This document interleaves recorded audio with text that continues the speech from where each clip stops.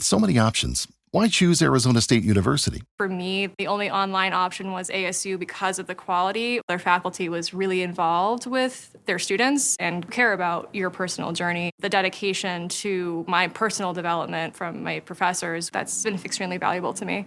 Earn your degree from the nation's most innovative university. Online. That's a degree better.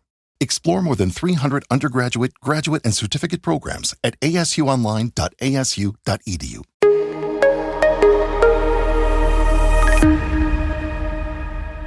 Hello and welcome to the Intel Brief. Today is Saturday, 14 June. I'm your host Daniel, and I thought we'd just do a little bit of an update brief on the Iran-Israel crisis. So, here's a bit of a background on what's happened so far. Israel launched attacks on several Iranian nuclear facilities and military sites early on Friday morning. It has also carried out targeted assassinations, killing at least 6 senior nuclear scientists and a number of top officials. Iran says 78 people were killed and more than 320 were injured in Israel's attacks, although this has not been independently verified. There are also reports that Israel sent Special Force commandos and Mossad agents over the border into Iran in the build-up to these strikes to locate missile facilities, anti-air facilities, and other key sites that were then directly targeted by Israeli strikes to ensure that A, it couldn't defend against the strikes, and B, it couldn't retaliate quickly.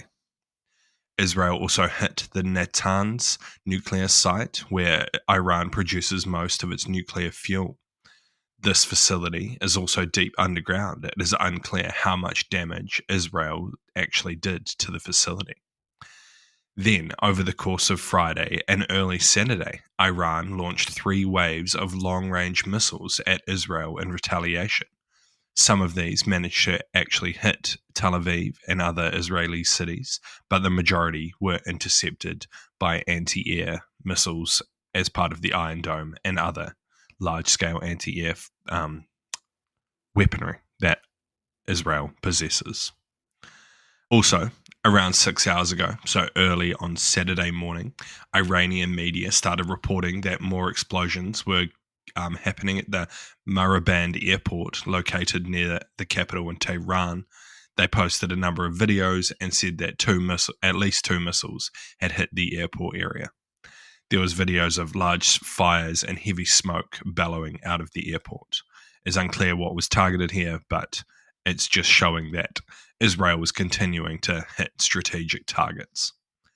As part of the counterattacks by Iran, there's reports of about 3 deaths in Israel and I think 60 people injured throughout the strikes, which does highlight that, some missiles made it through, but compared to how many were fired, which is estimated to be between 200 and 300 ballistic missiles, the majority seem to have been intercepted. In a statement earlier this morning, Iran said that the ongoing talks with the US about the nuclear program were now meaningless after the strikes. And there's reports that Trump made a joke that the people that were supposed to be talking over the weekend are now dead. So that's pretty awkward and hard to deal with. So one kind of interesting flow-on effect from this was a jolt in the financial markets as fears grow of a regional conflict that could disrupt oil supplies. One thing that kind of worries the markets is Iran's ability to cut off the Gulf of Oman in a prolonged conflict. In most war games with a war in Iran, this was one thing that happened and has a significant effect, or possibly has a significant effect on global oil supplies. So what? It appears likely that this conflict is not going to end anytime soon, though will it be a large-scale regional conflict? It still seems unlikely. These still seem like pretty targeted strikes. Iran's counterattack hasn't been that effective, and it doesn't appear that they have the ability to do much more against Israel at this stage. Also, they've lost significant military and nuclear leadership, so they're probably going to be licking their wounds for a wee while yet. The part about the oil price increasing is an interesting one, as it's quite possible that Iran could try and cut off the Gulf of Oman, which would lead to a spike in oil prices. A second order effect from this would be that Russian oil could probably be sold for a higher price, which would support their war in Ukraine. So, everything is interlinked in this global world we live in. I read that Israel has said that this conflict, or their part of this conflict, is planned to take at least 2 weeks, which indicates a high likelihood that they intend to conduct further attacks and further strikes against key infrastructure and possibly individuals if they become available. Iran's retaliation, from what I understand, Iran is limited by the amount of rockets they can fire at Israel and other targets due to the need to hold essentially like a large inventory within their country to ensure that they're not defenseless or have no ability to strike anything.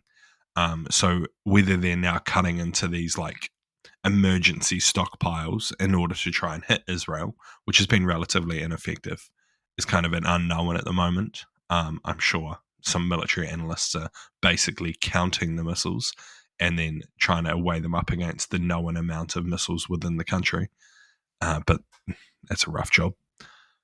Yeah, it's going to be a pretty interesting weekend, I think. I don't think we're out of the woods yet, and it seems highly likely that there's going to continue to be strikes from both sides over the weekend.